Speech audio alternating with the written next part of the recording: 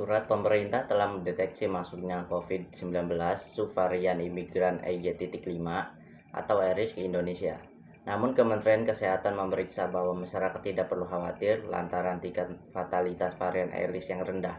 Untuk Kepala Biro Komunikasi dan Pelayanan Publik, Kementerian Kesehatan Siti Nadia Tarmizi, varian ARIS memiliki gejala dan pola yang hampir sama dengan varian COVID-19 lainnya, yaitu batuk, pilek, demam, sakit tenggorokan, lemas hingga nyeri otot. Meskipun memiliki tingkat penularan yang tinggi, WHO menemukan bahwa varian ARIS memiliki tingkat fatalitas yang rendah. Namun, varian ARIS memiliki kecenderungan untuk menetralkan antibodi hingga bisa menurunkan tingkat kekebalan vaksinasi. Terhadap varian ini, Kementerian Kesehatan pun menghimbau masyarakat untuk tidak khawatir, namun tetap waspada untuk mengantisipasi penularan. Masyarakat bisa memastikan kelengkapan dosis vaksinasi, menggunakan masker di tempat ramai atau ketika sedang sakit, serta memeriksa diri ke dokter apabila mengalami gejala varian. Sebenarnya varian ini kan sudah ditemukan di Indonesia sejak bulan Maret. Nah, sampai saat ini pendeteksiannya bagaimana? Jadi ini subvarian namanya, kalau dulu alpha, beta, delta, dan omikron, sekarang namanya ARIS atau EG.5.1. Sebetulnya sudah ada di 35 negara, hanya saja tidak begitu menimbulkan lonjakan kasus kecuali di Inggris. Kemarin ya, untuk di Indonesia kita sudah deteksi bulan Maret tahun 2023, dan saat ini totalnya ada 12 suspensi atau kasus yang kita temukan.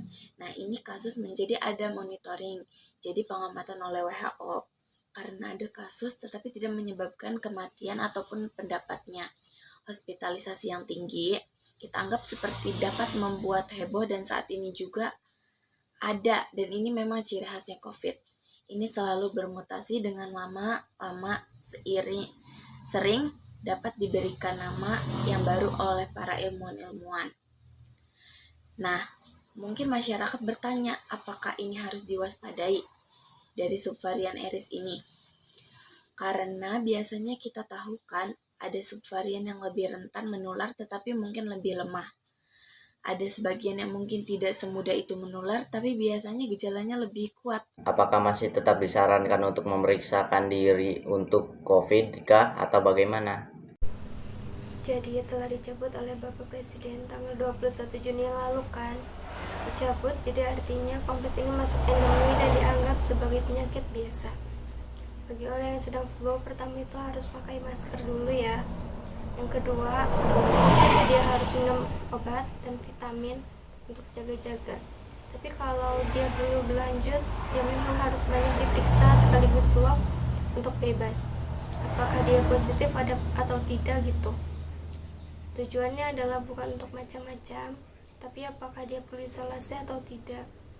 Jadi COVID ini tidak usah khawatir karena sudah biasa penyakit ini. Dia harus berubah dengan baik, apalagi sekarang pengobatan sangat mudah, bahkan gratis ya saat itu, apalagi sekarang ini sudah masuk mekanisme BPJS. Sakit COVID pun dirawat akan dibayari BPJS atau ditanggung. Jadi masyarakat sebaiknya kalau dia perlu tutup pakai masker ya untuk memastikan apakah COVID atau bukannya. Jadi penindakannya kita kan sudah flu sebelum COVID ada gitu. Ya jadi seperti biasa gitu, tapi kalau berlanjut dan kondisinya mungkin menurun, ya tidak ada salahnya kalau memang harus diswab demi keamanan sekitarnya, justru keluarga dan orang yang disayangi.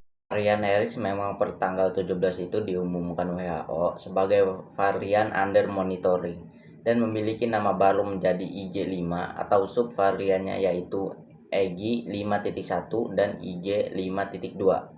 Varian EG.5 ini sudah ditemukan di Indonesia pada bulan Maret. Pada waktu itu kemudian terdapat penambahan kasus kembali di bulan Juni dan Juli.